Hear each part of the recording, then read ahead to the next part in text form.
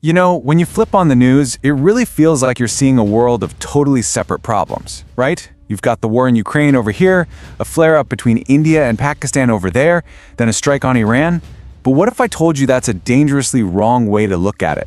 Today, we're going to break down why these aren't separate fires at all. Turns out, they're all burning in the exact same room. And this quote just hits the nail on the head. I mean, just picture that for a second. Not just one fire, but multiple fires, all blazing away inside one single enclosed space.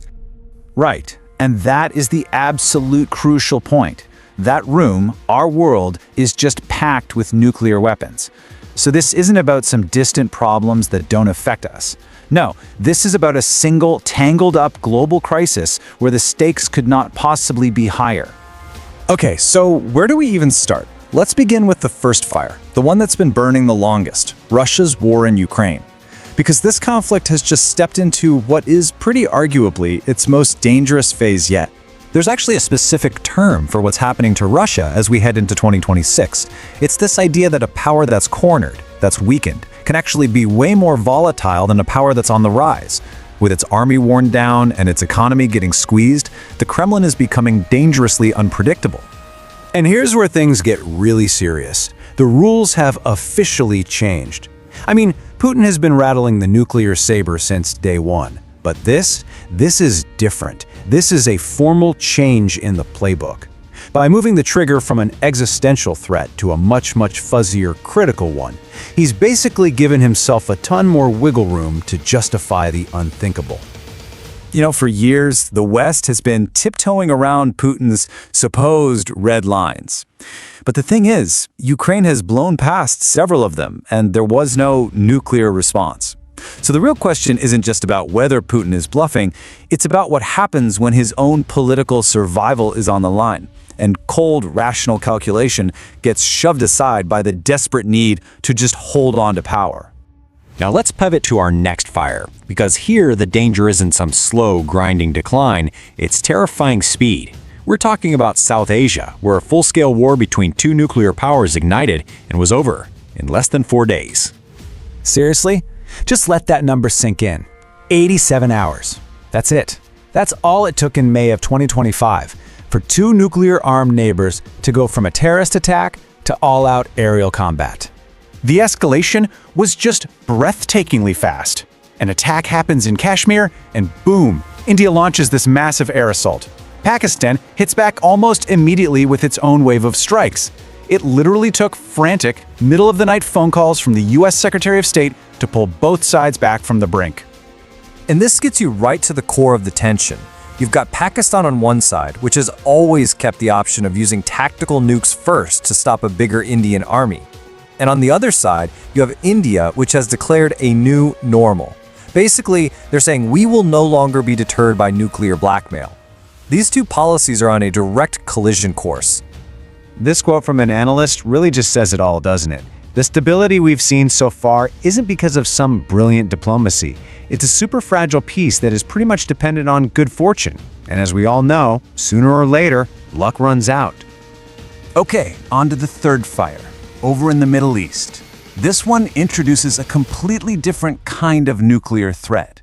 It's not about two countries escalating against each other. It's about chaos, it's about confusion, and it's about a terrifying loss of control. So, before the US and Israel launched strikes back in 2025, Iran had stockpiled this much uranium, enriched to 60%. Now that is just a very short technical hop, skip, and a jump away from weapons grade. It's enough material for about 10 nuclear bombs. And this is the question that is keeping security experts up at night. After all those bombing campaigns on its nuclear sites, after its supreme leader was killed, the world's nuclear watchdog, the IAEA, they just don't know where that stockpile is. They can't account for it. It's just gone. So what you have is the absolute nightmare scenario. First, the regime's leadership is wiped out.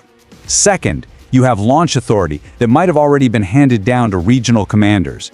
And third, you have hundreds of kilos of near-weapons-grade uranium that are completely off the books.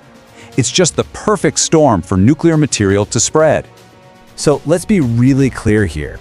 The immediate threat isn't that Iran is about to build its own bomb. The real risk, the thing we're worried about right now is that all that unaccounted for material could fall into the hands of a terrorist group or maybe another government, creating a nuclear crisis like nothing we have ever seen before.